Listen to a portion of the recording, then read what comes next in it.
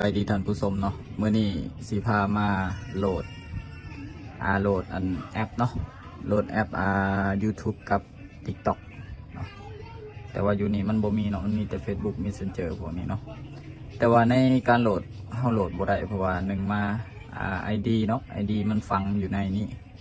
สิออกเฮากับบ่ฮู้รหัสออกเนาะนี่เวลาสิออกมันก็เตือนจังซี่แต่ว่าเฮาบ่ฮู้รหัสเนาะมื้อนี้มาเบิ่งวิธีกันเลยเนาะลำดับที่1ก็คือให้เฮามีID เนาะ ID ที่เฮาบ่ได้ใส่ก็ว่าได้หรือว่าเฮาตั้งมาจากเครื่องอื่นก็ได้เอามาใส่เนาะเอามาแพงใส่เนาะเพื่อ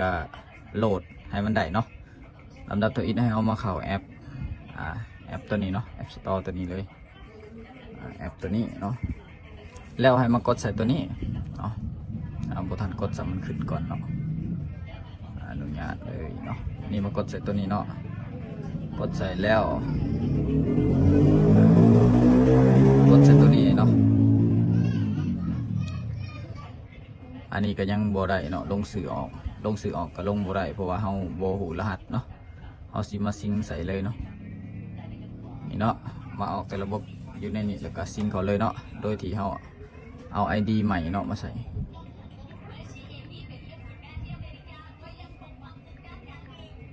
ตัวนี้สามารถใส่ID ตัวอื่นเข้าไปโหลดได้เนาะ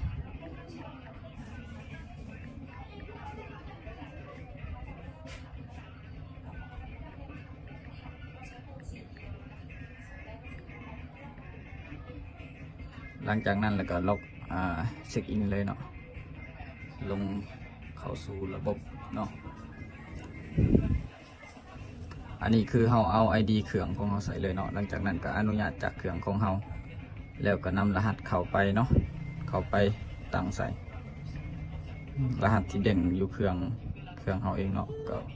39เนาะหลังจากนั้นเราก็กดตกลงเดี๋ยวมันก็เข้าไปเนาะแล้วก็กดดนเลยเนาะหลังจากนั้นก็ให้เราไปโหลดเนาะเราสิเอายังเอา YouTube เนาะสำหรับที่อิดก็คือ YouTube มันก็เข้ามาเนาะหลังจากนั้นเราก็โหลดเลยเนาะ TikTok คือกันเนาะนี่เนาะก็โหลดไปเลยเนาะนี่เนาะหลังจากนั้นเราก็มีแต่รอเนาะถ้ามันหอดลอยเดี๋ยวจะมาเบิ่งตื่มอีกเนาะตอนนี้ก็คือแล้วอันหนึ่งเลยเนาะYouTube แล้วเลยเนาะมาเปิดเลยเนาะแล้วก็เปิดเลยกดใส่เนาะสามีก็ได้อนุญาตไปเนาะนี่เนาะได้แล้วเนาะยัง TikTok เนาะแล้วก็มาอัปเดตตัวนี้เนาะอัปเดตนี่น่าจะอัปเดตบ่ได้เพราะว่ามันต้องได้ลบทิมและโหลดใหม่เนาะจังได้เพราะว่ามันมี ID พังอยู่ในเนาะจะเป็นแบบนั้นเนาะเดี๋ยวเราสิมาอัปเดตให้เบิ่งเนาะมันสิได้ปะรอเบิ่งนำกันเนาะถ้าตัวมี ID ฟังนี่มันน่าจะบ่ได้ลองมึงเนาะโอ้ได้เนาะแสดงว่าผ่านตัวนี้ ปกติแล้วมันสิเด้งID เก่ามันขึ้นมาเนาะแต่ว่าตัวนี้อัปเดตได้ก็ถือว่าผ่านเนาะบ่ยุ่งยากอย่างไรเนาะหลังจากนั้นเราดำเนินการอัปเดตให้เลยเนาะอัปเดตให้เบิดเลยเนาะเพื่อบ่ให้มันยุ่งยากเพราะว่าเราบริตั้ง ID ใส่ได้เนาะมีแต่เอา ID เขาไปแจมแล้วก็สามารถโหลดให้ลูกค้าได้ตัวนี้เนาะขอบใจหลายๆเนาะที่เบิ่งคลิปเราจนจบเนาะอยากให้เราเฮ็ดคลิปแบบใดก็สามารถคอมเมนต์เข้ามาได้เนาะคอมเมนต์เข้ามาได้บ่เข้าใจตัวใดเนาะหรืออยากอัปเดตตัวใดอยากให้เฮ็ดคลิปอัปเดตตัวใดก็สามารถคอมเมนต์ไว้